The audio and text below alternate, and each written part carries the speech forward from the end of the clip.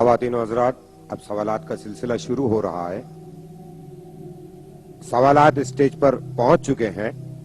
سب سے پہلا سوال ہے، یہ ایک طالب علم کے جانب سے ہے۔ یہ پوچھنا چاہتے ہیں کیا طالب علموں کو جہاد میں حصہ لینا چاہیے؟ بالکل لینا چاہیے، اس لیے کہ جہاد کا جو تصور میں نے آپ کو دیا ہے یہ تو ہر عمر کے انسان کے لیے ہے۔ نوجوانی کا زمانہ ہے، جذبات ہیں، غلط راستے پر جا سکتے ہیں، آپ کو اپنے نفس کو کنٹرول کرنا ہے، اسے راستے پر رکھنا ہے، یہ آپ کا جہاد ہے نفس کے خلاف۔ پھر نوجوان ہی تو ہوں گے جو عربی سیکھیں گے، قرآن سمجھیں گے، پڑھیں گے، تبھی تو سمجھائیں گے، دوسروں کو پہنچائیں گے، لوگوں پر حجت قائم کریں گے۔ بوڑھے آدمیوں سے تو اس کی توقع اب نہیں کی جا سکتی کہ وہ عربی سیکھیں اور قرآن پڑھیں اور پھر آگے سمجھائیں۔ لہذا اصل تو دور یہی ہے۔ حضور پر ٹین ایجرز بھی ایمان لائے تھے۔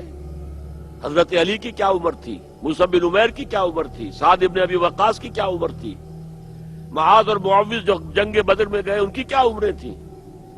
تو طالب علم اور غیر طالب علم میں مسلمان ہونے کے ناطے کوئی فرق نہیں۔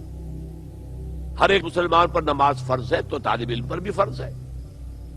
اسی طریقے سے یہ دعوت و تبلیغ فرض ہے تو ہر طالب علم پر بھی ہے۔ اقامت دین کی جد و جہد فرض ہے تو ہر طالب علم پر بھی ہے۔ ڈاکٹر صاحب، دوسرا ایک سوال ہے کہ میں ایک طالب علم ہوں، میری اصل ذمہ داری اپنی تعلیم پر توجہ دینا ہے۔ اس حوالے سے میرے لیے کیسے ممکن ہے کہ کسی دینی اجتماعیت میں شرکت کروں اور اس کے تقاضے پورے کر سکوں؟ میرا سوال یہ ہے کہ کل آپ کو موت آ جائے تو یہ آپ کی تعلیم آپ کو فائدہ دے گی؟ And do you have any guarantee کہ کل موت نہیں آئے گی؟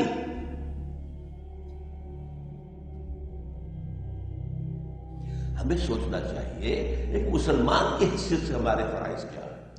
اگر تو اللہ کے سامنے حاضر ہونے کا یقین ہے، اگر آخرت کے محاسبے کا یقین ہے، اگر اخروی زندگی پر یقین ہے تو پہلے تو یہ سوچنا ہوتا۔ ٹھیک ہے، تعلیم حاصل کیے، یہ ایسی ہے جیسے عام آدمی جو غیر طالب علم ہے وہ کیا کرتا ہے، روزی کمانے کے لیے کوئی دھندا کرتا ہے، چاہے وہ بیچارہ ایک وہ جوتے جو ہے جوڑنے والا کوئی ہے، موچی کہہ لیجیے، وہ بھی دھندا کر رہا ہے۔ کیا فرق ہے، ایک سرجن نے پیٹ چاک کیا اور پھر بعد اس کو جو ہے ٹانکے لگا دیے، اور اس نے جوتی کے اندر ٹانکے لگا دیے، فرق کیا ہے؟ اس نے بھی اپنے لیے کچھ کمائی کی ہے، شام کو اپنے اور اپنے بچوں کے لیے روٹی کا بندوبست کیا ہے، سرجن بھی کر رہا ہے، طالب علم اس کی تعلیم حاصل کر رہا ہے، ٹھیک ہے۔ لیکن اگر مسلمان شعور کی عمر کو پہنچ گیا ہے، ابھی بے شعور ہے، بچپنا ہے تو ٹھیک ہے، ابھی اس پر نماز بھی فرض ہے، شعور کی عمر کو آ گیا ہے تو دین کے جملہ فرائض اس پر عائد ہو جاتے ہیں۔ طالب علم ہونا نہ ہونا اس کا کوئی بحث ہے ہی نہیں۔ اور طالب علم تو ہمارے دین نے تو یہ کہا ہے کہ اطلبوا العلم من المہد الی اللحد، علم حاصل کرو ماں کی گود سے لے کر اور قبر تک۔ تو ہر مسلمان طالب علم ہے، میں بھی طالب علم ہوں، ہر شخص طالب علم ہے۔ تو اس طالب علم اور غیر طالب علم کے درمیان کوئی فرق نہیں ہے۔ اصل مسئلہ یہ ہے کہ سمجھیے کہ دینی فرائض کیا ہے۔ ہماری خطا کیا ہے کہ ہم نماز کو جانتے ہیں کہ فرض ہے، روزے کو جانتے ہیں فرض ہے، حج بھی جس کے پاس استطاعت ہے فرض ہے، زکوٰۃ کا جس کے پاس مال ہے فرض ہے، ہم یہ نہیں جانتے کہ اقامت دین کی جد و جہد فرض ہے۔ یہ بات ہے جو ہم بھول گئے، اور شیطان نے ایک چیز ہمیں بھلا کر پورے دین کو زیرو کر دیا، کیونکہ اللہ کو تو قبول نہیں، باطل کے نظام کے تحت زندگی گزارنا اور ان عبادات کے ذریعے سے تقویٰ حاصل کرنا۔ ذرا غور کیجیے، باطل کے نظام کے تحت تقویٰ کی آرزو، کتنا فریب، کتنا ہنسی فریب ہے جو کھا رہے ہیں ہم۔ نظام باطل کے ساتھ ٹکرائے بغیر کوئی تقویٰ نہیں۔ داڑیاں لمبی کر لیجیے، نوافل زیادہ کر لیجیے، اس سے وہ کبھی تو پوری نہیں ہوگی۔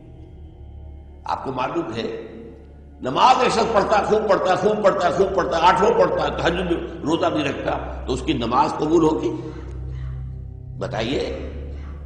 ایک فرض کا تارک پورے اسلام کا تارک ہے. اقامت دین کی فرضیت کے تارک ہے آپ تو اسلام کے تارک ہے. بس یہ کسر ہے جو امت کو یاد دلانے کی ضرورت ہے. بھائی تم بھول گئے ہو.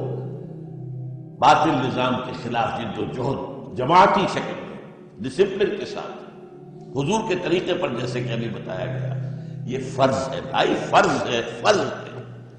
اس فرض کے لیے کسی نہ کسی جماعت میں شریک ہو کر جو اس نہج پر آپ کے نزدیک کام کر رہی ہو، آپ کو جد و جہد کرنی لازم ہوگی.